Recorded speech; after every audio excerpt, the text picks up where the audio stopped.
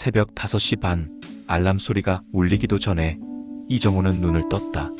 몸이 기계처럼 일어났다. 6년째 반복되는 아침이었다. 조용히 침실에서 나와 부엌으로 향했다. 냉장고를 열고 어제 남은 반찬들을 확인했다. 김치, 달걀말이, 멸치볶음. 딸 하윤이 좋아하는 것들은 아니었지만 정호가 만들 수 있는 전부였다. 도시락 2개를 꺼냈다. 하나는 자신 것, 하나는 하윤 것. 밥을 퍼담고 반찬을 정성스럽게 넣었다. 김 한 장을 올리고 작은 물통에 물을 담았다. 매일 똑같은 과정이었지만 정호는 한 번도 대충 하지 않았다. 하윤아, 일어나. 딸의 방문을 두드렸다. 안에서는 아무 대답이 없었다. 정호는 문을 조금 열고 다시 불렀다. 학교 늦는다. 알았어요? 퉁명스러운 대답이 들려왔다. 정호는 더 이상 말하지 않고 문을 닫았다. 언제부터인가 딸과의 대화는 이것이 전부가 되었다. 정호는 작업복을 입었다. 시멘트 가루와 페인트 냄새가 밴 낡은 작업복. 안에 순영이 살아있을 때는 매주 새하얗게 빨아주던 옷이었다. 지금은 정호가 직접 빨지만 예전처럼 하얗게 되지는 않았다. 거실 식탁에 하윤의 도시락을 놓아두었다. 용돈 10,000원도 함께. 메모지에 오늘 늦을 수 있음. 저녁은 냉장고에라고 적어 놓았다. 하윤이 방에서 나왔다. 교복을 입은 17살 딸. 한때는 아빠에게 안겨서 응석을 부리던 아이였는데 언제부터인가 정호를 보는 눈빛이 차가워졌다. 아빠는 언제 들어와? 모르겠다. 현장 상황 봐서. 또 하윤의 목소리에는 원망이 섞여 있었다. 정호는 미안했지만 뭐라고 대답해야 할지 몰랐다. 도시락 챙겨가라. 됐어요. 학교에서 먹을게. 용돈도 있으니까. 알았어요? 하윤은 가방을 메고 현관으로 향했다. 정호는 따라 나서며 말했다. 조심히 가고 늦지 말고 들어와. 네. 딸의 뒷모습이 계단을 내려가는 소리만 들렸다. 정호는 한참을 그 소리를 듣고 있다가 현관문을 닫았다. 버스 정류장으로 가는 길에 정호는 생각했다. 언제부터 우리가 이렇게 됐을까? 순영이 떠나고 나서 정호는 딸을 위해 최선을 다했다고 생각했다. 매일 도시락을 싸주고 용돈을 챙겨주고 밤늦게까지 일해서 학비를 벌었다. 하지만 하윤은 점점 아빠에게서 멀어졌다.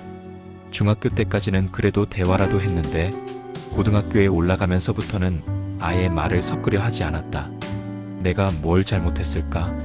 정호는 매일 같은 질문을 스스로에게 던졌다.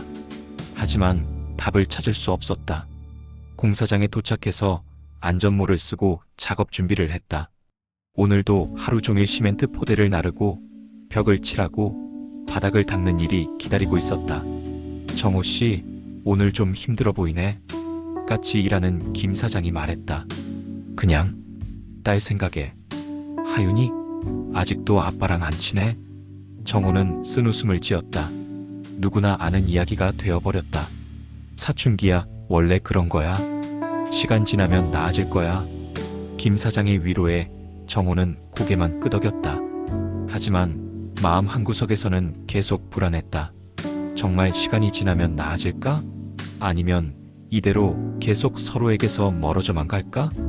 점심시간이 되어 도시락을 열었다. 똑같은 반찬, 똑같은 밥. 혼자 먹는 도시락은 항상 맛이 없었다. 하윤은 지금 뭘 먹고 있을까? 학교 급식을 먹고 있을까? 아니면 친구들과 함께 밖에서 뭔가 사 먹고 있을까? 정호는 핸드폰을 꺼내 하윤에게 문자를 보냈다. 점심 맛있게 먹어. 답장은 오지 않았다. 언제나처럼. 요즘 따라 속이 쓰렸다. 처음에는 단순히 체한 줄 알았다. 공사장에서 먹는 도시락이 상했나 싶어서 더 신경 써서 반찬을 만들었지만 증상은 나아지지 않았다. 미식거림이 시작된 것은 한 달 전부터였다. 아침에 일어나면 속이 메스꺼웠고 밥을 먹으려고 하면 목구멍까지 올라오는 느낌이었다. 그래도 참았다. 아파도 일을 해야 했다. 하윤의 학비며 생활비를 벌어야 했으니까. 또 속 쓰리냐? 김 사장이 점심시간에 물었다. 정호는 도시락을 반도 못 먹고 뚜껑을 덮고 있었다. 그냥 요즘 소화가 안 되네. 병원 한번 가봐. 스트레스성일 수도 있고. 정호는 고개를 저었다. 병원비가 아까웠다. 그 돈이면 하윤이 좋아하는 치킨을 한 마리 사줄 수 있었다. 하지만 며칠이 지나도 증상은 더 심해졌다. 밤에 잠을 자다가도 속이 아파서 깨는 일이 잦았다. 화장실에서 구토를 하기도 했다. 다행히 하윤은 자고 있는 시간이라 들키지 않았다. 어느 날 아침 정호는 거울을 보고 깜짝 놀랐다. 얼굴이 많이 야위어 보였다. 눈 밑에 다크서클이 짙게 생겼고 뺨이 움푹 들어가 있었다. 언제부터 이렇게 되었을까? 아빠, 왜 그래요? 하윤이 아침밥을 먹다가 물었다. 오랜만에 딸이 먼저 말을 걸어온 것이었다. 뭐가?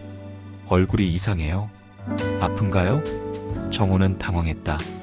딸에게 걱정을 끼치고 싶지 않았다. 그냥 요즘 일이 좀 힘들어서.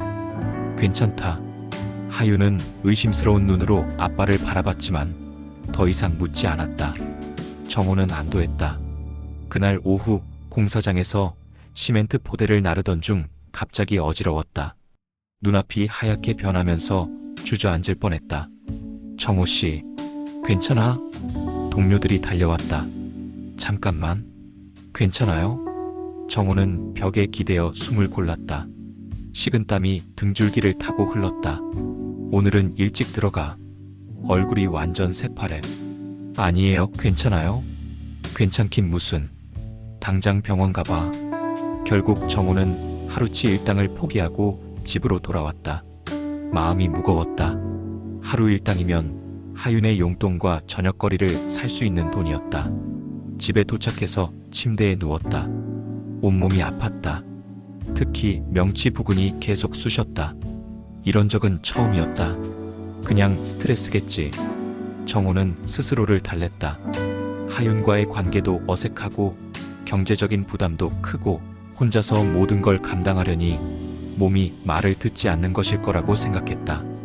하지만 속으로는 불안했다.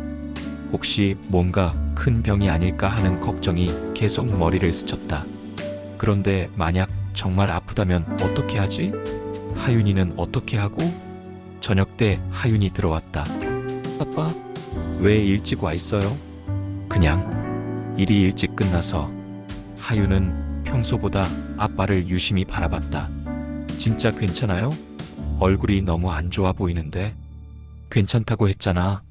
정호는 일어나서 부엌으로 갔다. 저녁을 준비해야 했다. 하지만 가스레인지 앞에 서자마자 또 어지러웠다. 아빠! 하윤의 놀란 목소리가 들렸다. 정호는 싱크대에 손을 짚고 몸을 지탱했다. 병원 가요? 지금 당장. 아냐, 괜찮아. 그냥 좀 피곤한 것 같아. 피곤한 게 아니에요.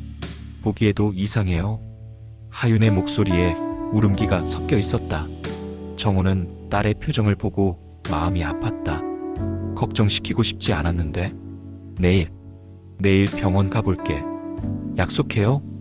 약속한다. 그날 밤 정호는 잠들지 못했다.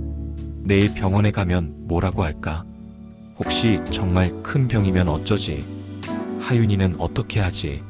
새벽 3시가 넘어서야 정호는 깊은 잠에 빠졌다. 꿈속에서도 계속 아팠다. 정호는 약속을 지켰다. 다음 날 오전 일을 쉬고 동네 병원을 찾았다. 오랜만에 입어보는 평상복이 헐렁했다. 언제 이렇게 살이 빠졌을까? 어디가 아프신가요? 간호사가 물었다. 속이 계속 아프고 토할 것 같고. 언제부터요? 한 달 정도 됐나? 간호사는 증상을 꼼꼼히 기록했다. 정호는 대기실에서 기다리면서 주변을 둘러봤다. 나이 든 사람들이 대부분이었다. 모두 어딘가 아픈 얼굴들이었다. 이정호님? 진료실로 들어가니 젊은 의사가 앉아 있었다. 어디가 불편하세요? 정호는 자신의 증상을 자세히 설명했다.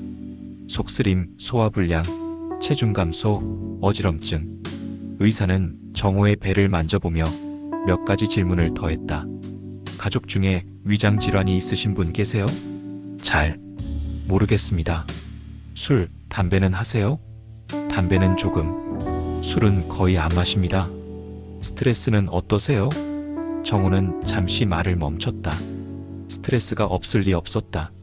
혼자 딸을 키우는 것, 경제적 부담, 딸과의 서먹한 관계, 좀 있는 편입니다. 일단 위내시경을 해보죠. 정확한 진단을 위해서요. 위내시경. 정우는 그 말을 듣고 가슴이 뛰었다. 비용이 얼마나 들까? 하지만 이미 여기까지 온 이상 해야 했다. 검사는 생각보다 힘들었다. 목구멍으로 내려가는 관이 고통스러웠다.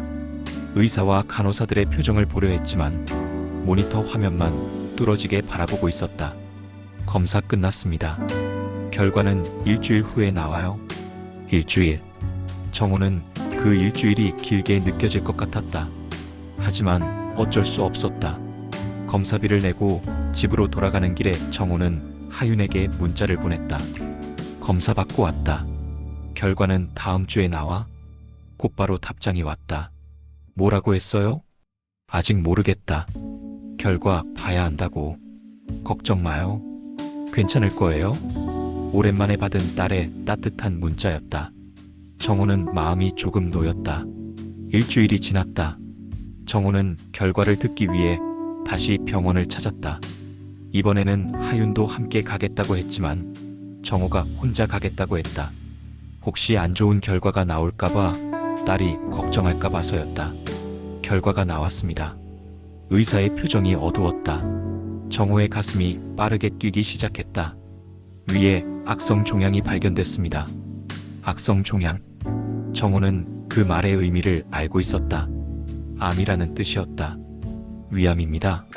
그리고 의사는 잠시 말을 멈췄다. 상당히 진행된 상태입니다. 사기로 판정됩니다. 정우의 머리가 하얘졌다. 사기라는 것도 알고 있었다. 마지막 단계라는 뜻이었다. 그럼 얼마나? 수술은 어려운 상태고요. 항암 치료를 하더라도. 의사는 말을 아꼈다. 솔직히 말씀드리면 길어야 6개월 정도로 보입니다. 6개월. 정우는 그 숫자를 머릿속에서 계산해봤다. 하윤이 고등학교를 졸업하기도 전이었다. 대학에 가는 것도 보지 못한 채로. 확실한가요? 죄송합니다. 더 정밀한 검사를 위해 큰 병원으로 가시는 것을 권합니다. 정우는 진료실을 나와 복도에 털썩 주저앉았다. 머리가 돌지 않았다. 위암 사기. 6개월. 하윤이. 핸드폰이 울렸다. 하윤에게서 온 문자였다. 결과 어때요? 정우는 한참을 그 문자를 바라보다가 답장을 했다. 별거 아니야. 위험이래. 거짓말이었다. 하지만 지금 당장 딸에게 사실을 말할 수는 없었다. 집으로 돌아가는 길에 정우는 걸었다. 버스 타는 돈도 아까웠지만 그보다는 생각을 정리할 시간이 필요했다. 6개월. 하윤이를 어떻게 하지? 누가 돌봐줄까? 대학은? 결혼은? 손자 얼굴은 보지 못하는 건가? 정우는 길가에 앉아 한참을 울었다. 지나가는 사람들이 쳐다봤지만 상관없었다. 하늘이 무너진 기분이었다. 집에 도착했을 때 하윤이 기다리고 있었다. 아빠, 어떻게 됐어요? 정우는 최대한 평온한 표정을 만들며 말했다. 위험이래. 약 먹고 좀 쉬면 괜찮아진다고. 하윤의 얼굴에 안도의 표정이 스쳤다. 다행이에요. 많이 걱정했는데. 그날 밤 정우는 잠들 수 없었다. 6개월이라는 시간이 계속 머릿속을 맴돌았다.